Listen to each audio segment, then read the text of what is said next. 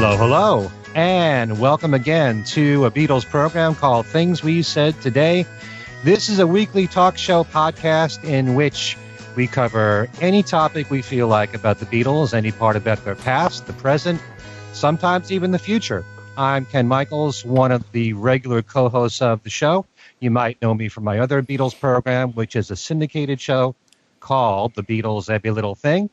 And I'm being joined by my three regular co-hosts. First of all, the man who writes, he's a contributing writer for Billboard.com, also for Access, AXS.com, and that being Steve Marinucci. Hi, Steve. Hello, Ken. Hello, everyone. Also, we have the executive editor for Beatle Fan Magazine, and that is Al Sussman. Hi, Al. Hi, Ken. Hello there, everybody.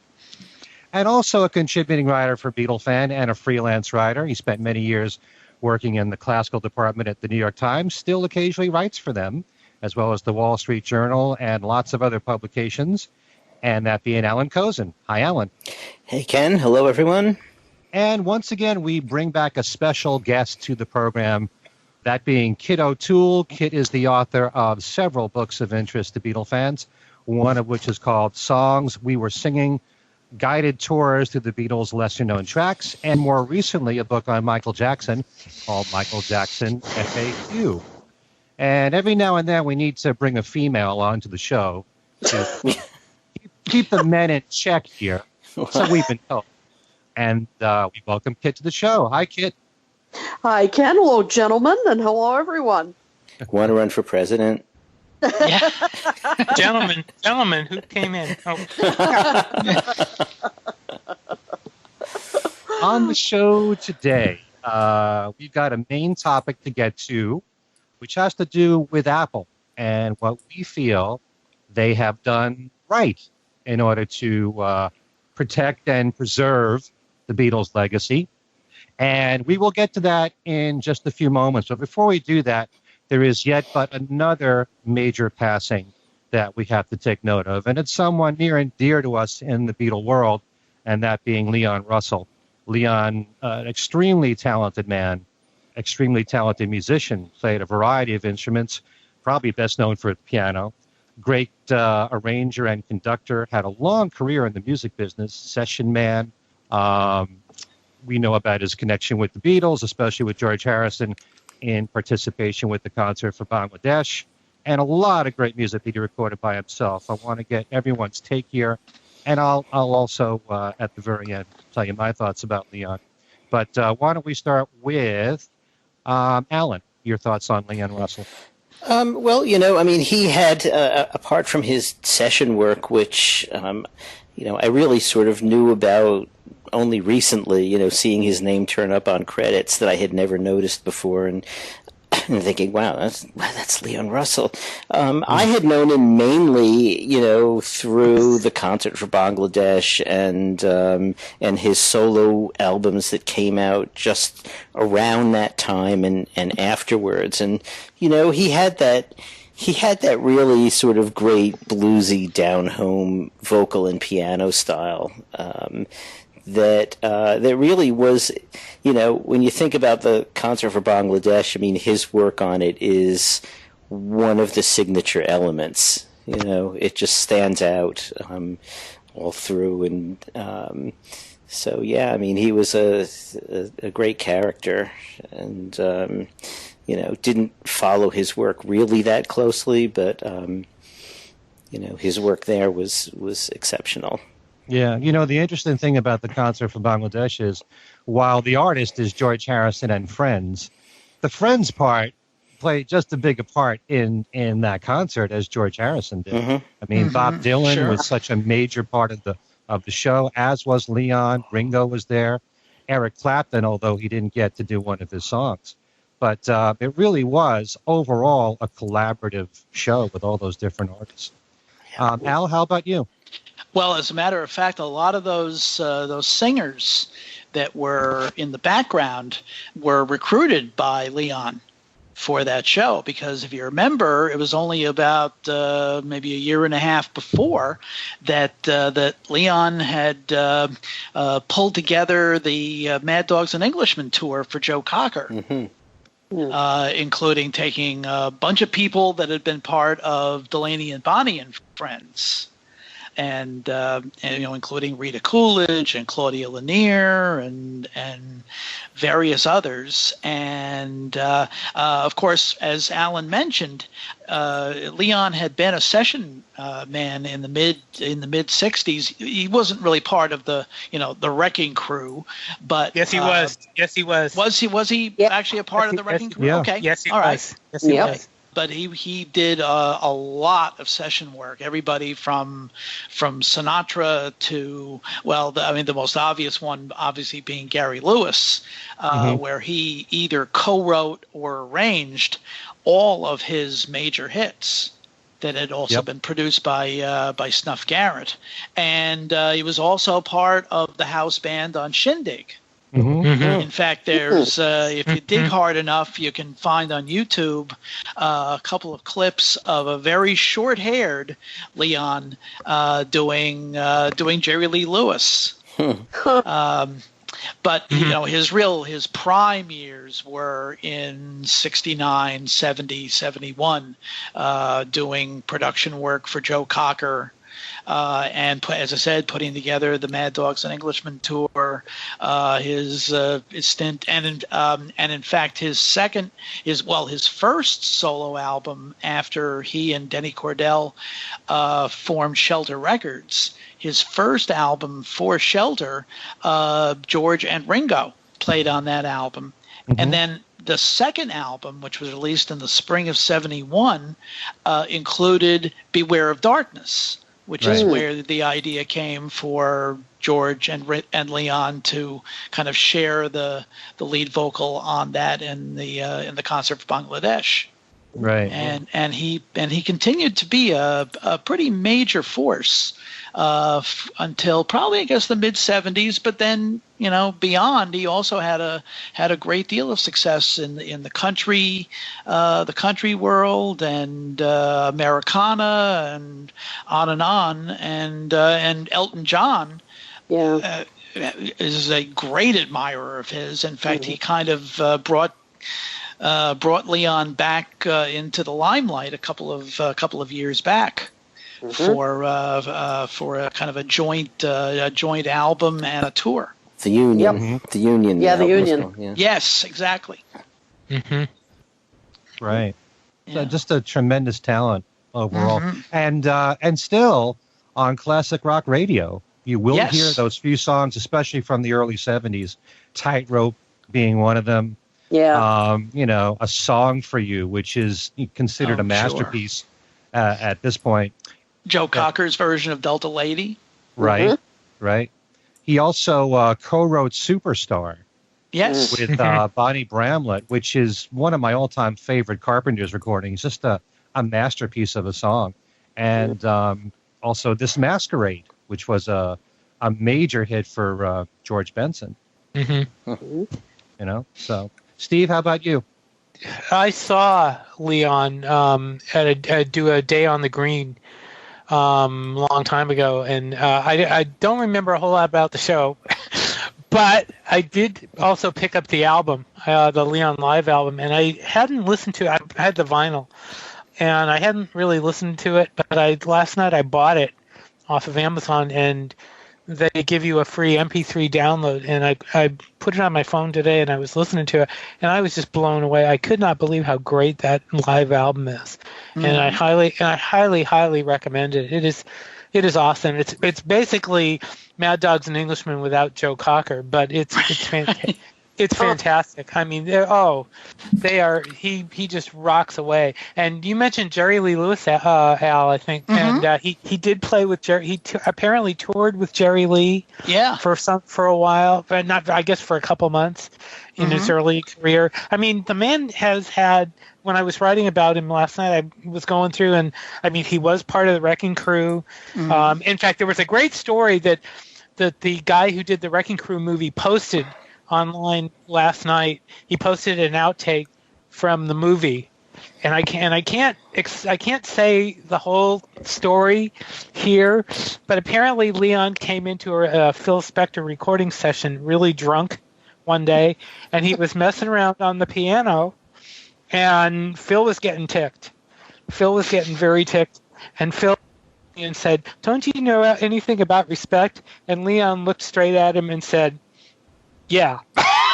In other words, he said, he beginning with F. He told him, and look for that clip on YouTube. It's fantastic. It's hilarious. I mean, the guy was extremely talented. I remember, listening to the hell out of the Carney album. I loved that album to death. But that Leon Live album is great, and I think that is him at his best. And I mean, it's got the Jumpin' Jack Flash medley that he did on Bangladesh, which of course is just, he just took the house down with that. That was just fantastic when he did that night. And I mean, it was just, he was amazing. He was fantastic. People were calling him by his nickname, the Master of Time and Space, or Space and Time. Yeah. And I mean, he was something else. He was great. So, yeah, I mean, that was really sad to hear about that yesterday. And then on top of Leonard Cohen a couple of days earlier, I mean, it's been a bad year, very bad year as far as losing musicians go. Yeah, well, and real icons too. Yeah. Someone on the internet has done a Sgt. Pepper cover with all of the people who, actors and musicians who've died, plus where the flowers are that say Beatles on Pepper, it says Brexit, and there's a song that says Make America It was Great. basically British though. They were mostly British. A lot of British artists. I didn't recognize. There were I think there were a few American names that they left off, but it was basically somebody in England did it. Well, they'd caught up with Leonard Cohen, and not yet with Leon. I imagine by the end of the year, I'm waiting for the end of the year to download that one. See what happens, because it's already pretty crowded. Yeah, and unfortunately, it's kind of a part of life, because a lot of these artists are, coming to the age where it happens. Where it happens. Yeah, exactly. Yep. Yeah. Kit, any thoughts from you? Well, I will say I really was struck by Leon Russell's death, because I really didn't realize how much I'd kind of grown up with his music and listening to his music. And I'll tell you, I mean, as a songwriter too, I mean, he's of course a wonderful performer. And Steve, I'm going to, when we're done here, I'm going to pick up that Leon Live album. That sounds amazing. It really is. It's fantastic. Yeah. It was done in Long Beach. I can't remember what year, early 70s. So it's like 73, 74, somewhere in that neighborhood. Yeah, I got to pick that up. But I just think A Song for You is true, in my opinion, one of the best compositions. I mean, lyrically, it's if I may be a little mushy here, it's really one of the songs that it brings me to tears when I hear it. And as you said, this Masquerade, I mean, I just think what's interesting about him is that, in his own work, he did do quite a bit of as you said, blues, down home kind of stuff. But look at how his music could be interpreted in different ways. Yeah. I mean, my favorite version of A Song for You, and I posted it on my Facebook page this week, was Donny Hathaway. I mean, I just love it. But as I said, Ray Charles did a great version. This Masquerade, of course, you had George Benson, I mean, doing a jazz cover, and Superstar, which I think is just a masterpiece of storytelling.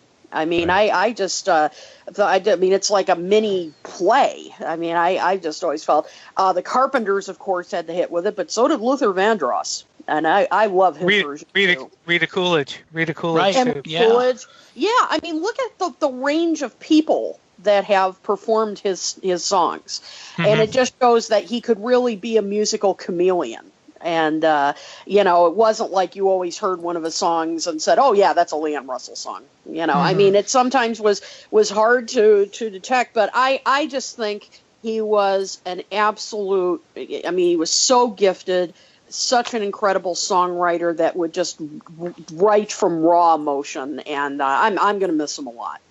And one other thing that the Leon live album, by the way, initially came out. When that came out, it was three albums. Mm-hmm. So it was a three vinyl albums. It's 2 CDs, I guess now. But when I was listening to it this morning, he does a tribute to. He talks about the people who influenced him, and he goes, one of the people that made me leave my job at Safeway, and I started laughing because, as you guys know, there's a personal connection there.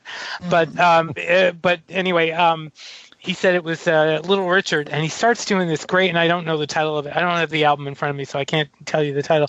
But he does this tribute to Little Richard, and he just literally just pounds away on the piano, and it is absolutely incredible. Just to go, he just goes over and over and over again. He was an absolutely brilliant pianist. I mean, he was just, and he had this kind of countryish kind of.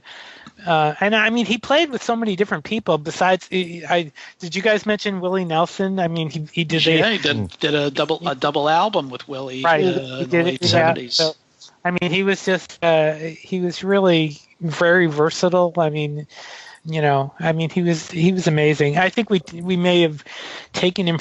And then he also did the Hank Wilson persona, where he did all the country music stuff. Right. I mean, he was from Oklahoma, so it's no surprise that he was into country music. But I mean, he was. I mean, at the time, as I recall, when he did the Hank Wilson stuff, there wasn't really a lot of attention being paid to Hank Williams.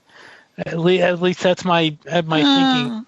Oh, there was quite a bit, but not as much as there has been in later years. Right. Well, and then he did, I believe it was 4 albums total of Hank Wilson, doing other people, besides Hank Williams, which actually, that's one thing I'm going to have to look for because I'm a big Hank Williams fan. But wow, I mean, it's such a loss, such a horrible loss. And and I guess he'd had a heart attack in July. Yeah, and he'd been in, I guess, in bad shape since then.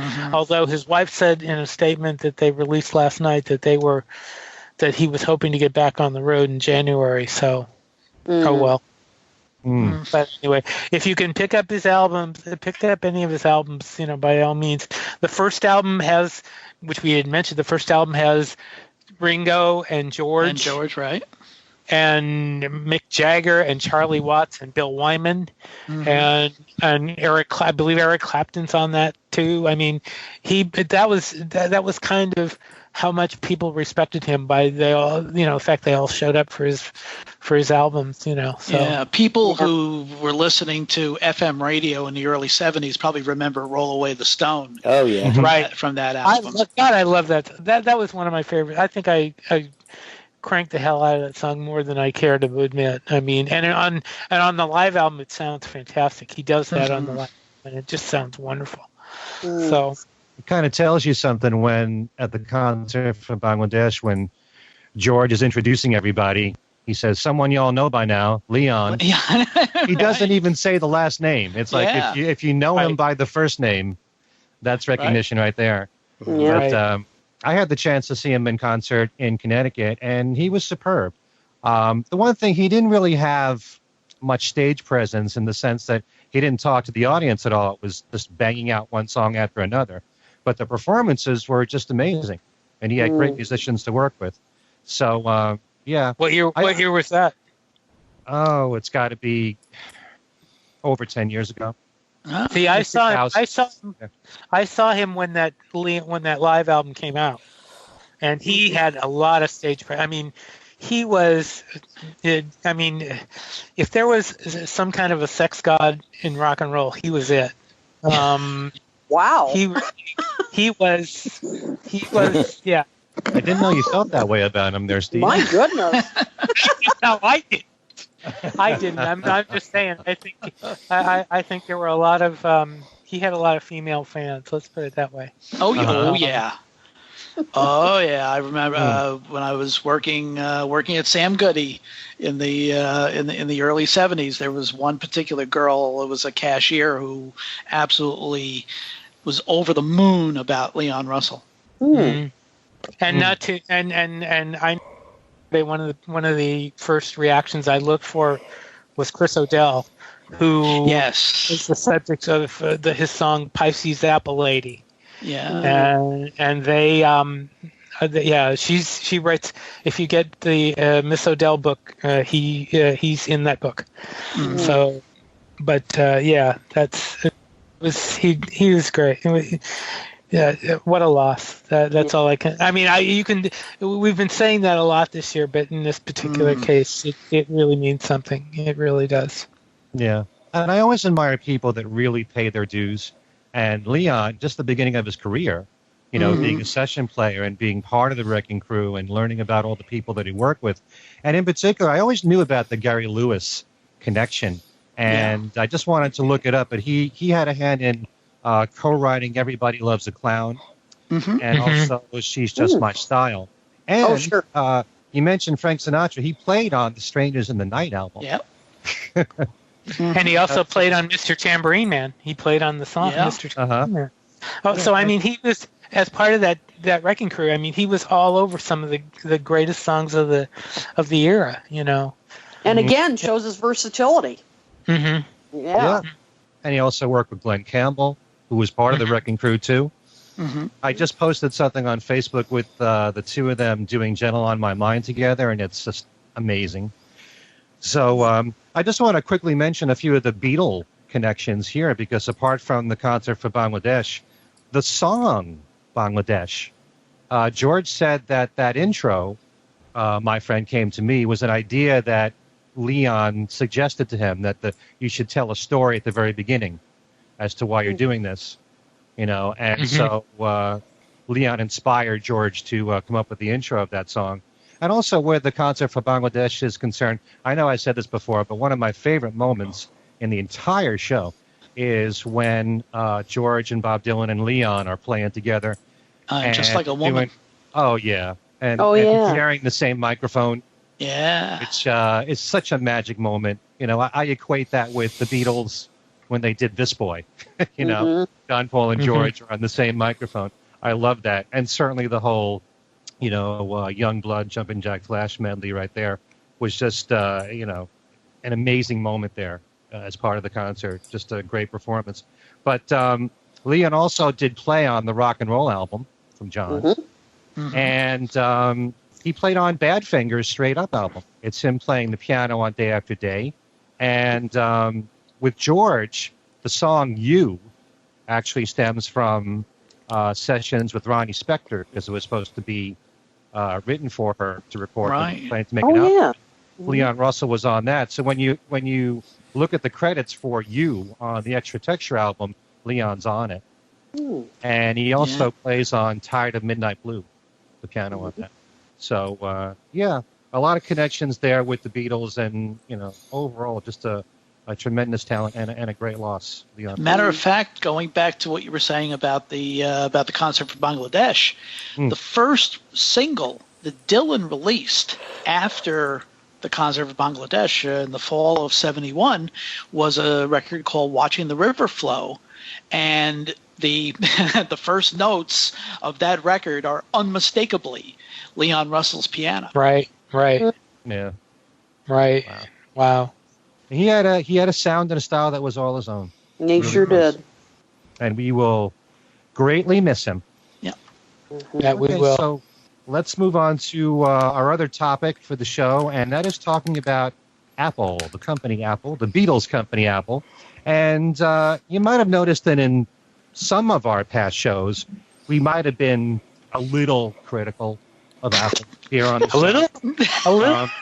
Maybe one particular co-host of mine excels in that department, but I'm not going to mention any names here. But I thought maybe we'd keep it kind of positive this time. And this was actually Kit's own idea. Thank you, Kit. No. So we thought we'd talk about what Apple has done right to preserve the Beatles' legacy. and keep it going. So since this was your idea, Kit, why don't we start with you? Get some thoughts on this. Sure. Well, and I found myself thinking about this because I'm as guilty as anybody else of putting down Apple, and I found myself doing it again, talking about like the Hollywood Bowl album and so forth, and so I thought this was a good challenge. I thought, well, why not talk about what they did? I think that I like how they have kept up with technology, and they realize that they have to reach, new fans on their level. I mean, obviously, they're not compromising, the music in any way, but they're presenting it in different forms. Like, even the Rock Band video, that I thought, and particularly looking back, that was, I think, a brilliant idea, because I remember, and I'm sure those of you who go to Beatle Fest will remember when they set up the demos that year. They had rooms, and it was just wonderful to see these, teenagers enthusiastically playing the game, and I thought it was just a wonderful way to introduce them, but in a format that they're used to. I mean, obviously, gaming is huge, and they're very used to it. It's interactive, which younger generations particularly respond to.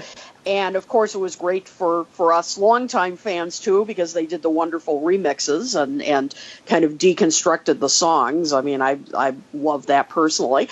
But I just think that was a great way to keep, you were saying earlier, Ken, about keeping their legacy alive. Mm-hmm. And I think that was a brilliant way to do it. And today, of course, a little more recently, they finally got to iTunes. Now, I will criticize them a little bit here, that I thought they were a little late to the party. However, they were smart in that they did build up. I mean, it was heavily hyped when they finally did reach iTunes. I mean, it was a big deal. And, of course, they ended up selling a lot more. People downloaded the music. But, again, it's for younger people. And then today, I was just thinking about this today with streaming media. Now they have reached Spotify and the other streaming media services. And this is, again, a way that they're trying to reach younger generations. I was talking about this at the New York Fest this past April. I was on the Women Historians panel. We were talking about multi-generational fandom, and we talked about how once they hit streaming media, I mean, the number of listens they got were just enormous. I mean, the numbers, I'd have to see if they have updated numbers, but they were impressive. And Spotify, I'm sorry. Spotify says that they have had over 1 billion streams of Beatles songs. Absolutely, and I think that just shows you that that the market is still there, that the interest is still there, and a lot of the people listening are younger fans. But it was interesting. I remember talking about this during this panel, and there were some, not all, but some first-generation fans who were really, they did not understand why this was necessary, and they didn't use it, and what was the point. And, I think it is absolutely crucial now to reach younger fans on their level, through platforms they're used to. And so I think Apple is doing a great job in keeping up with that kind of technology and preserving their legacy in that way. On this particular topic, I just want to say, because we brought up the Beatles 1 time and time again here, and how much of maybe a game changer that album was, because I really don't think that the Beatles and Apple expected it to be as successful as it was. It was number one all over, the globe, and 37 countries, and it became the biggest selling, album or CD. It's the biggest selling album of this century by anyone not named Adele. Okay, that's pretty good right there. Yeah. But the fact that so many of the people that either bought or were given as presents the Beatles 1 are a younger demographic. Yeah. Maybe that's what got the ball rolling on this whole thing about trying to attract the younger audience. That's a good point, because a lot of the people who bought that album at the time were about my age, and they were then playing it for their kids, and it was a way to introduce the band to casual fans. I mean, obviously I had all the the albums and so forth. I did get one for completists, but I think again, that's a good point, Ken. It's a way to introduce the band to younger generations, and that's a good point that may have gotten the ball rolling. Right. Mm-hmm. Can I make a comment? Please. You were talking about the Beatles or the fact that the Beatles got hooked into technology, but at the same time, like you said, they really waited a long time to get into iTunes, and probably a lot longer than they should have. The fact that it didn't the fact that they've made a lot of money, in the interim, good thing. But at the same time, they probably Neil Aspinall was the one that kept them from it. And well, you got to remember something else, that there was actually for quite some time there was litigation going on between the two companies. Yep. Because that's true too. The Beatles had originally sued Apple Computer, for in a sense for trademark infringement, and then Apple countersued them.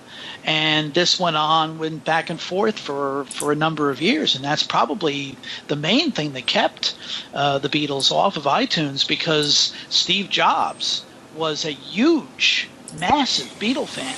Oh, I know he was. And in fact, he used to, when Apple would have their events, when they introduced the iPod and when they introduced the iPad, when they introduced the iPhone, they used to, he made sure that they played Beatles music, even though they didn't have the rights to for downloading on iTunes. Mm-hmm. And an Apple computer was named after Apple Corps. Sure. Exactly. But that's true. But again, they could have done this a lot sooner, and they resisted for whatever reason. The rumors were that they were looking for more money, and that may have been the case. But still, it's a good thing that they finally did it. There's no question about it, and it's a good thing that they've gone. They've gotten hip to technology, but it seemed like for a long time it wasn't going to happen. So, yeah. Alan, how about you weighing in on this? Yeah, if we can go way back historically, I can find lots of nice things to say about Apple, because when Apple was formed and started a record label, that record label really was exceptional. If you look at its catalog now, boy, they had everything. They had the Modern Jazz Quartet. They had John Tavener, the composer, who really didn't become a big thing in the classical music world for a couple of decades after that. By the early 2000s, he was extremely hot. But in 1968, he was just sort of starting. So they had 2 albums of his. And James Taylor, right out of nowhere. Mary Hopkin, right out of nowhere. Then they had their avant-garde stuff with the John and Yoko things and George's Electronic Sounds. Maybe people didn't like them all that much, but it became kind of like a playground for them to do other stuff that wasn't the commercial things. And of course they had the Beatles albums themselves. And it just was, I have a little poster that came out at the time. It must have been a marketing thing. And it shows all the maybe first dozen or more Apple album covers, and every single one of those records is a great record, to this day. Jackie Lomax, there really were no stinkers, it was, so that was great. It's a pity that, probably as a result of the Beatles fracturing themselves, that whole thing just fell apart. But, so there's that. Okay, that's a positive thing about Apple.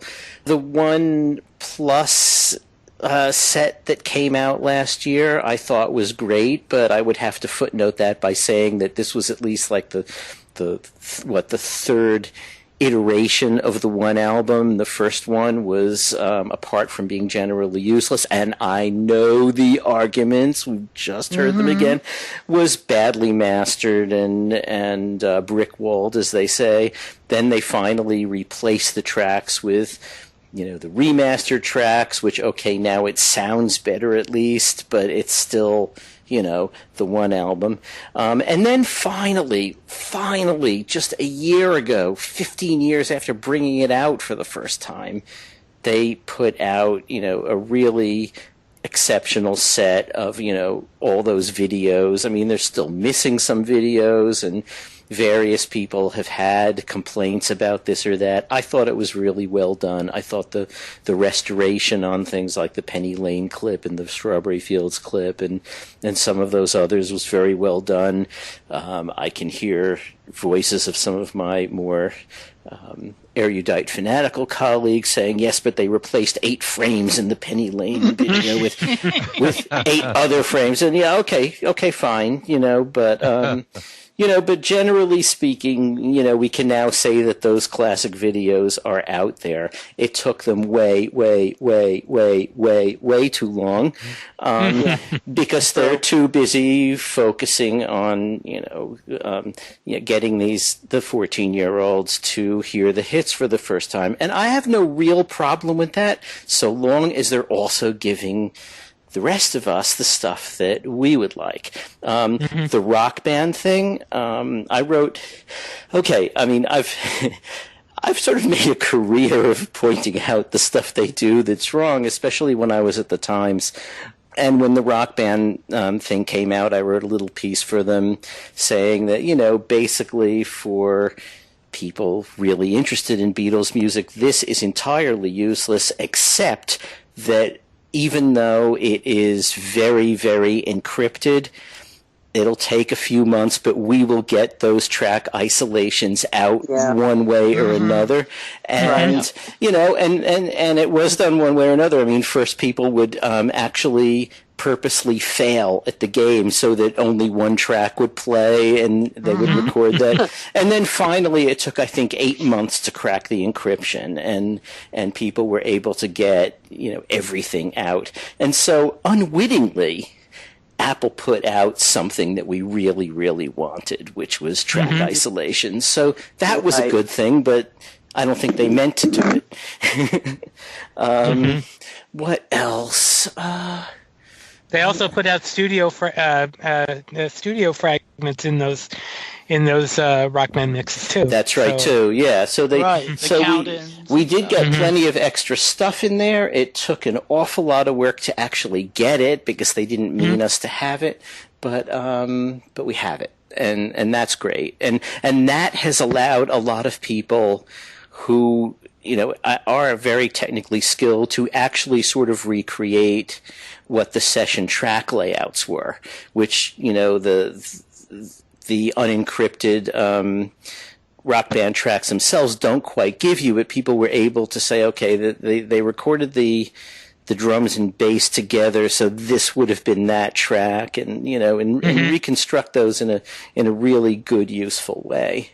I'm struggling to think of something else. Can you guys think of anything else they've done that I thought? Oh, the anthology. The anthology. The anthology I thought was great. Yeah, really a huge oversight. Because, the TV series I thought was really well done. The DVDs or VHSs when they eventually came out, and then the DVDs with even more material. That was fantastic. And the book, all the different iterations of the anthology, that was a good thing. Now that they're, not to tip our hand too much, because we'll talk about the new one, the 8 days a week next week. But there's a lot of stuff on the bonus disc that you begin to think, okay, you know what?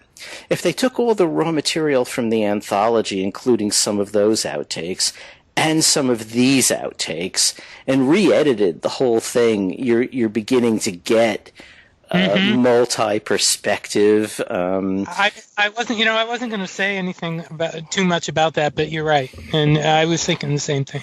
Yeah, you can have an anthology that would run 2 hours a day for 6 years. I'd be happy with that, So.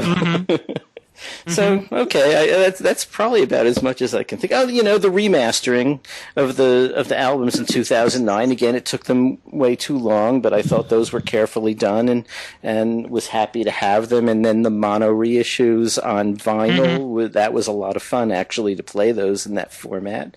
So there were little things here and there, but there's always so much more that we want. That it seems like they're not giving us what we're expecting each time.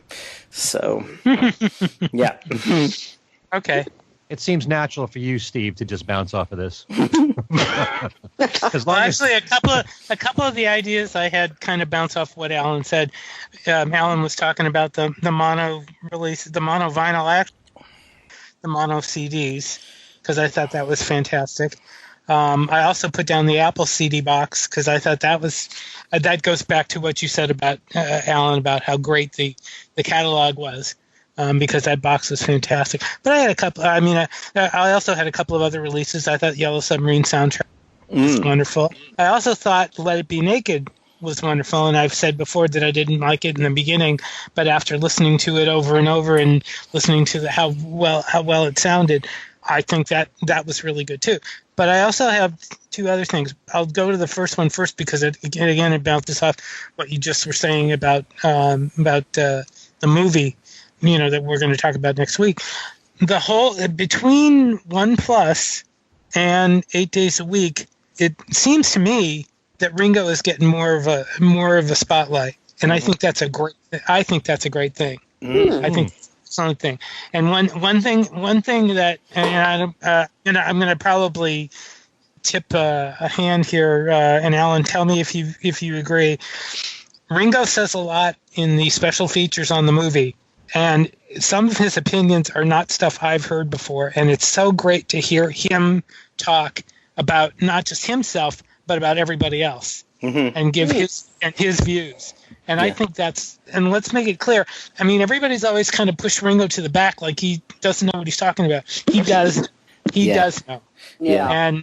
And I'm so glad to see Ringo get some kind of credit now, and it's long overdue. The other thing though is the whole 9909 thing. Not just the remastering, because the remastering, of course, was the reason, but the fact that it brought the Beatles back out into the spotlight again. And I know we've had little instances, here, there, since we had the 8 Days a Week movie, actually, that kind of brought them out again. But really nothing has been like the 9909. And that was huge. And that brought everybody together again, and it gave everybody a chance to celebrate them again. Well, loved it too a bit. Right, true. But yeah, I mean the idea that the Beatles are cool again is awesome, and it's not just the fact that they are what they are, because we know that, but the fact that everybody else realizes that, and they haven't, because easily. The fact that, they're, as old as they are, the Beatles could have dropped off the public, view, and they haven't. So that's, it's a credit to both Apple, and it's a credit to the fans, actually, too. So you can look at it from both sides. But what do you mean cool again? They were always cool. It's just other people hadn't caught up with the fact that they were. And and as I was saying earlier, I mean, they have the single biggest selling album of this century, as I said, by anybody not named Adele. It's not as if they've faded away into history. They've been very much in the forefront. There's all these Breakfast at the Beatles shows that run all over the country, and there are numerous numerous Beatles podcasts. What we do. So it's not as if they've faded into history. They really have never really disappeared. No, but and on that particular day, they took over. Well, over yeah, me. that was absolutely that's what I'm kind of talking about. Yeah, and that doesn't happen. That doesn't happen. It didn't happen. Go ahead, Ken. There's never been a time when they faded away, but there have been periods when, there hasn't been much talked about them and their record sales weren't as great. And for example, in the early 80s, you had, those compilations that came out like Real Music and the Beatles 20 Greatest Hits. They didn't do that well. No. And then there was really nothing until Live at the BBC, really. So you're dealing with over a decade there when you didn't hear about new releases of Beatle music at all or compilations of any kind. Right. But they were always looked upon. Everybody respected them for what they achieved. But, there's always going to be moments when they're in the spotlight and people are talking about them again. There was a time there in the 80s and early 90s when I don't believe it was that way. They're always there. I think we tend to look at it more from inside our bubble. I mean, for us, they're always there, not for everybody else. On 9909, they were there for everybody. Period. I do remember. I think it was '87 when they came out on compact disc. When the whole when all their albums. Right. Yes. That was pretty big. That was a pretty big deal at the time. And of course, and that we're now getting into criticizing Apple again because, of course, that proved to be controversial. I remember that about, the early albums being, that they chose to stick with the original mono. And, oh, my gosh, I remember the letters that were sent in to Beatle fan that complained that the channels were reversed. And, I mean, it was really controversial. I remember Alan's interview with George Martin. Yeah, right. Exactly. Yeah. So... Those were the days. Those were the days. Those were the days. Al, how about you? What would you pinpoint as being major moments? Well, keeping the Beatles actually, legacy? I think I have one item left on here, which you guys haven't already covered, and you may have Alan actually may have mentioned it anyway, and that's the Yellow Submarine song track. Steve did. I you did. That came out in 1999, which was certainly for people who have made the case that the entire catalog needs to be remixed. Obviously, the Yellow Submarine song track shows what can be done with the catalog. Not that it was that huge a commercial success. It certainly wasn't the commercial success that one would be the following year, but it certainly it showed what could be done as far as upgrading the sound. Ken very briefly touched on the first Live at the BBC album, which kind of appeared almost out of nowhere with very little notice at the end of November of 1994. And that kind of, first of all, people had been clamoring for some kind of official release of at least a portion of the Beeb tracks. Obviously, by that time, the Great Dane box had already come out, which was the big Kahuna BBC bootleg of at least that time. And obviously there, and I can recall Alan going into great depths about this, about the sound problems with the first BBC album because of the no noise situation that was in vogue at that time. But apart from that, it was the first collection of the Beeb material that had come out commercially, and it kind of served almost as a prelude to the anthology project, which rolled out almost exactly a year later. And going back to kind of following up on what Alan was saying about the original Apple Records catalog, really, even though the catalog isn't really that extensive, note for note, it's an outstanding catalog, very diverse. As Alan mentioned, there were legitimate stars that came out of the Apple years. James Taylor being the most obvious one, Badfinger probably being the other one. Billy The other major one, Billy Preston. Although of course Billy had James Taylor had his greatest success after Apple, but so did Billy Preston as well. But it from Doris Troy to the Radhakrishna Temple to the Sundown Playboys to Chris Hodge to David Peel to Mary Hopkin, the label was all over to the Modern Jazz Quartet, the Raga soundtrack, various and sundry other things. Apple was all over the map musically, and virtually everything that the label put out was of a very high quality. And then in 1990, beginning in 1991, they began rolling out CD reissues of not even reissues, CD issues of the Apple, the non-Beatles Apple catalog. And they did once again. They did actually a pretty good job. Unfortunately, Capitol kind of co-opted the situation, because since I think they were expecting, particularly the James Taylor album and the Badfinger albums, to sell a lot better than they actually did, and so Capitol ended up basically dropping out of the project, I guess, maybe about halfway through. So the last couple of batches of the reissues in 93 and 94 and 95 were had to be obtained as imports from EMI.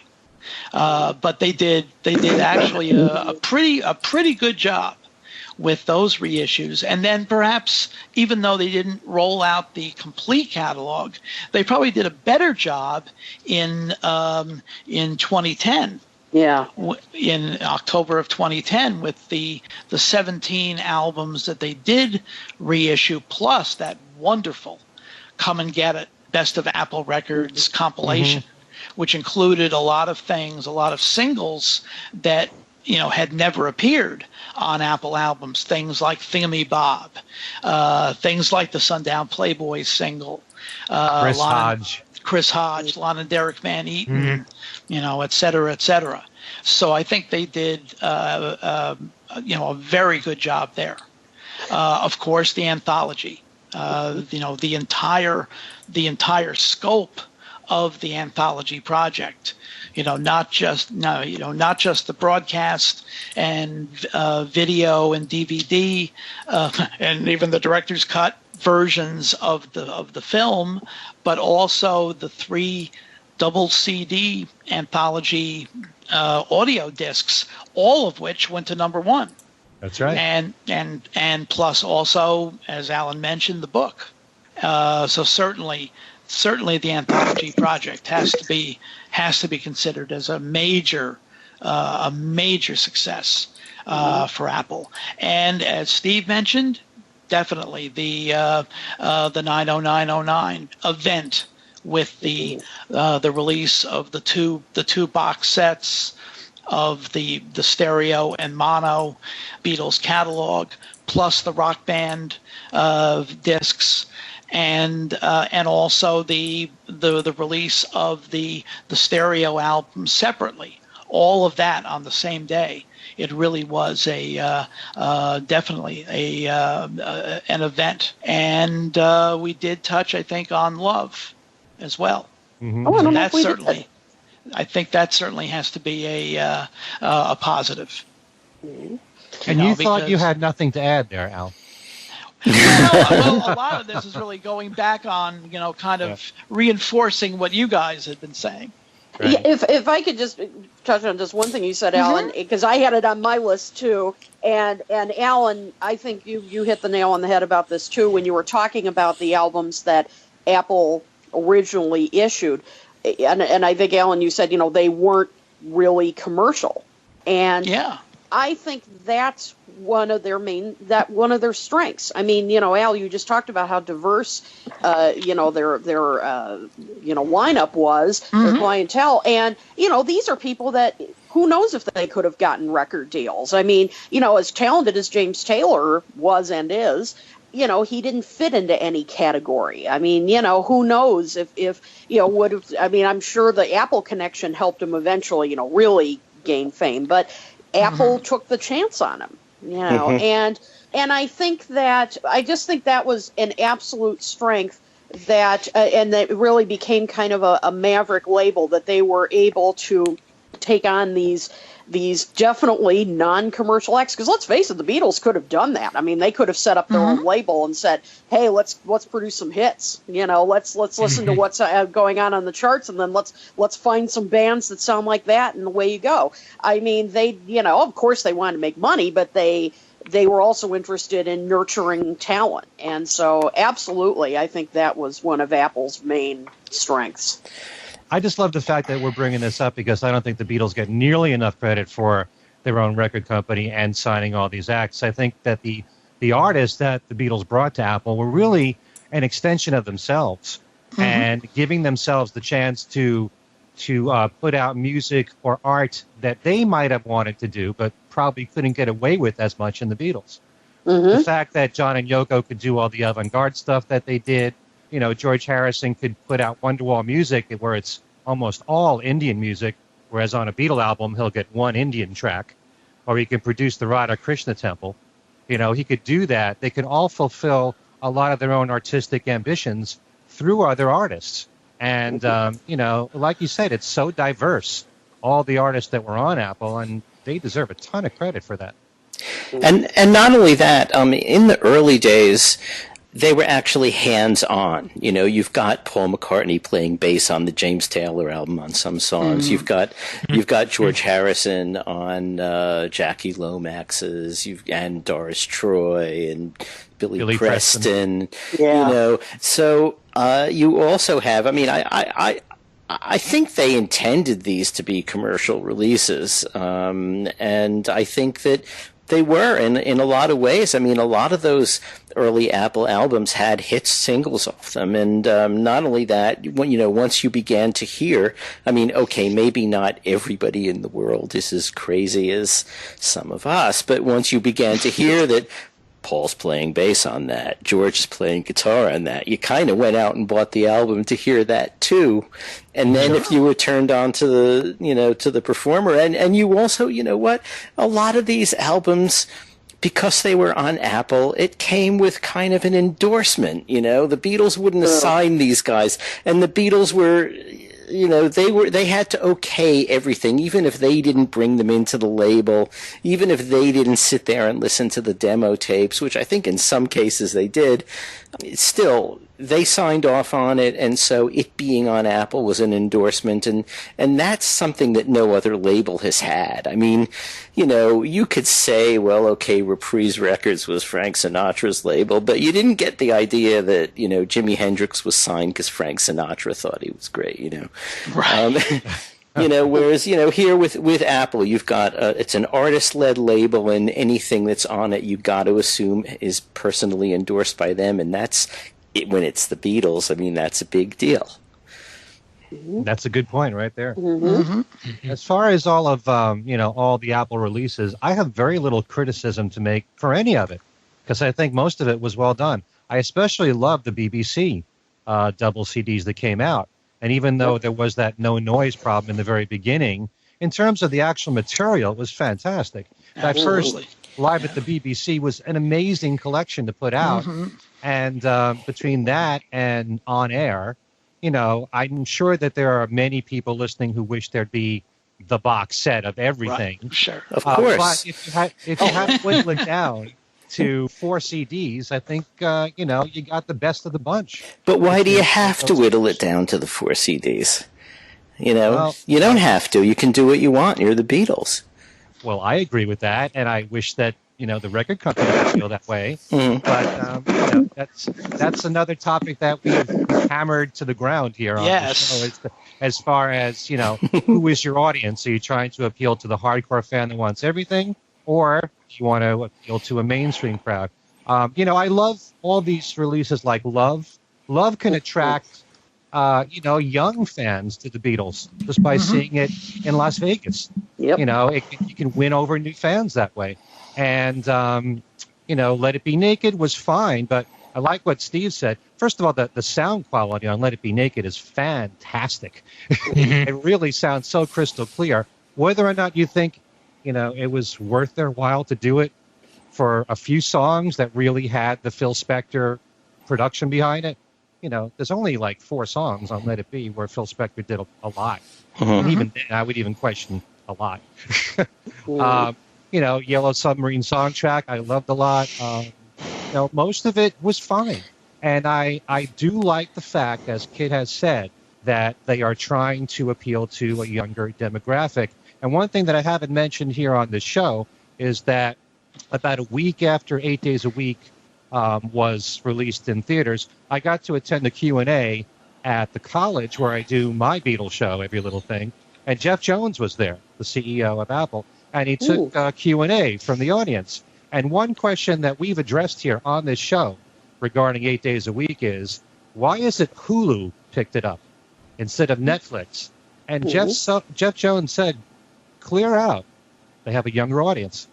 So the Beatles are very much aware of this. And Apple is very much aware of this. And when you think about it, yes, there's so much unreleased stuff on the Beatles that I would love to see come out. And I think eventually a lot of it will. But to me personally, as time goes on, what's more important than the Beatles' legacy continuing by having new generations find the music? And you've got to do so much to get them, to bring them to that music.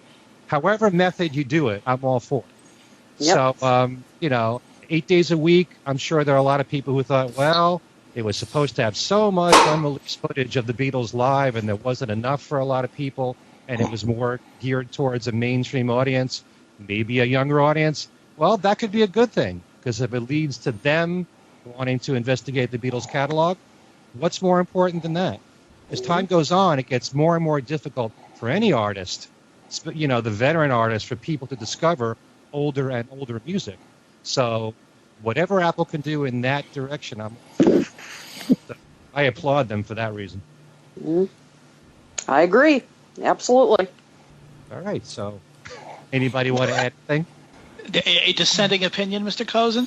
No. I mean, I don't disagree. I just think that maybe they need to employ more people so that you can have one group of people doing all of the new stuff that we've all been buying on bootleg all these years and would be perfectly happy to buy from Apple, and one group of people working on how to attract this year's 12-year-olds.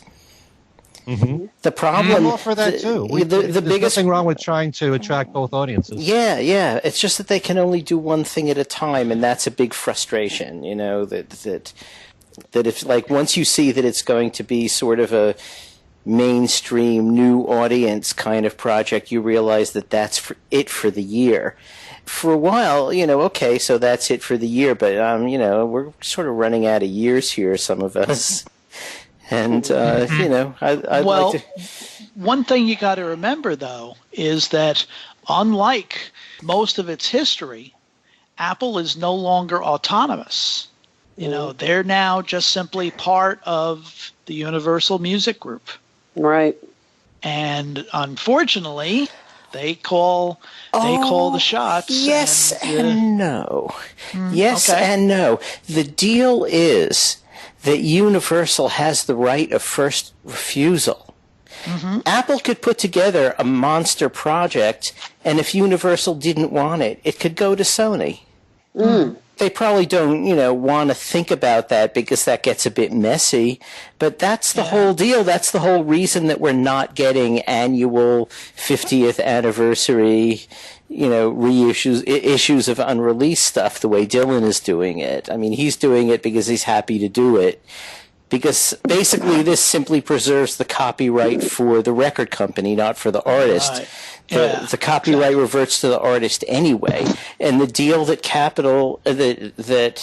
I guess Universal and Apple made was, okay, we don't feel like putting these things out now, and rather than have Universal lose the copyright as such, the deal will be that if we want to put out a package, Universal has the right of first refusal. But if they refuse, Apple is a free agent. Mm. Very interesting. They could shop Yeah. around. They could shop around their own products. They could, and looking at what Sony's doing with Dylan, I would think that they would be happy to have, the complete BBC archives come out if Universal doesn't want to do it. I don't know if I can't see Paul and Ringo wanting that. No. Why? It's not embarrassing. I mean, they're good performances all the way through. We feel that way. I don't know if they would. They're probably thinking that they want something that commercially would sell very well, that would make the Beatles look good, and would also appeal to younger people to keep that legacy growing. I think they're thinking that way too. I could be wrong, but they need to talk to me. The bottom line behind this whole conversation is the Beatles need to talk to Alan. Right. That's what this whole thing's all about. There we go. I actually think that Paul and Ringo have differing views. I think Ringo's a little more commercial than Paul is, but on Beatle releases, not necessarily on his own and on his music, but I think on Beatle releases, I think be a little looser on that. In what way? Well, I think Paul's a little more open-minded as to what he would go for. Probably Yoko too. I think whereas I think Ringo is more interested in just straight commercial stuff, more commercial releases. And, I mean, you could go back and talk. I mean, we can do this next week when we talk about the DVD. But the whole idea of I'd love to hear the conversations that went into the making of 8 Days a Week and what everybody was thinking. I think that would be quite interesting. I can see what you're saying there, Steve, because Paul, in recent years, every now and then he keeps bringing up Carnival of Light. He'd like to see that come out. I don't know if he's saying that just so that, gets his name in the press again for bringing up the Beatles for something. But he has brought it up. Which, by the way, I don't particularly want to hear. I'm not clamoring for that. No, not at all. I mean, there are other things, and I think that, as I've said before, I think the scrutiny and the reaction to it would be so negative they'd be sorry they even put it out there. So I really wouldn't want to see that. But I just seem to think that Paul would be looser, just in terms of more. I hate to say more liberal, but I think more liberal. I think Ringo's more narrow-minded in terms of what he would bring out. I mean, look at his music. Look at the All-Star Band. I mean, that's a fairly narrow concept. I can't see. Whereas Paul tries more different things. So I don't know. Whatever. Well, and I just have to. I would say one more thing that Al. Thank you for bringing up the Great Dane BBC release. Boy, you just took me down memory lane. Oh, God, I mean, yeah. That and Yellow Dog, and oh my gosh, those were some of the first when I first started getting into bootlegs. So, memories. Thank you. The Great Dane was a great story for me because I managed to I got a hold of somebody that had one, and it was just before Christmas, and there was going to be a tight squeeze to get it to me by Christmas, and I got it. And so that was because all of a sudden I went out on my porch and there was this package, and I went, oh no, I know what this is. And sure enough it was. So there. I ended up hearing from the guys who made it at some point because I think they appreciated the fact that when I reviewed the BBC set for the Times, I compared it negatively to the Great Dane release. Right, I remember that. And, well, Capitol was apparently not happy. Great Dane really was. Oh, I bet. Did they put you on their mailing list right after that? No, they didn't actually, strangely enough. But they didn't do too much stuff after that, really. I was going to say, yeah. But then my editor for that story used to take the bus from New Jersey into New York to go to the Times building, and was on the same bus as the publicist for Capitol. And she actually came up to him and said, "It's not fair having Alan review these things because he really knows the material." Wow. Yeah. A publicist's conception of a music critic's job. Right. Not know the stuff and just say it's good. Right. Wow. Have John Rockwell review it instead or something. So... All right. Well, this has been a fascinating conversation. And what we would like to do is each of us tell you folks how you can get in contact with us. Why don't we start with Steve?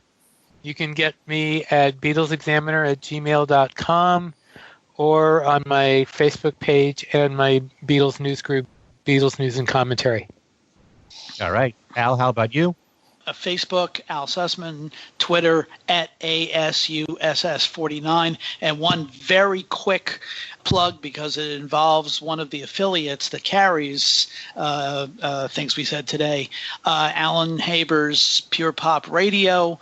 A couple of weeks back, we had a lovely afternoon on Skype recording one of his In Conversation shows, and that will be running on November 22nd at 8 p.m. So a week from Tuesday, as we're taping this. All right. I'll have to listen to that one.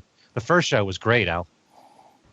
Yeah, Alan gave me a concept of picking out between 1964 and 1969 a number one song from each year and a song that I thought should have been a number one song. For each year. Yes. Okay. Interesting idea. Okay. Alan, how about you? Okay, you can get to me on Facebook at either Alan Kozin or Alan Kozin Remixed, and on Twitter, just at @Kozin. And how about you, Kit? You can find me on Facebook. You can find me on Twitter, handle Kit O'Toole. And you can also check out my website at kitotoole.com. And as for me, Ken Michaels, you can email me at everylittlething@att.net. You can also check out my Facebook page at Ken Michaels. And then there's my website, kenmichaelsradio.com. Be sure to look at my Beatles trivia and games page, because every week you can win one of 9 prizes, one of which happens to be Kit's book called No Songs way. You Were Singing. Yes. In fact, Kit told me before the show that I can keep it on that page permanently. Like, You bet. Absolutely. As long eternity. as you want, man. Absolutely. All right, so this has been great. This has been an incredible conversation. And Kit, thanks so much for being here again, and we welcome you sometime soon in the future. Always a pleasure. Thanks so much. All right, for Steve Marinucci, Al Sussman, Alan Kozin, Dr. Kit O'Toole, and myself, Ken Michaels, you've been listening to Things We Said Today. Thanks for listening, and we will see you next time.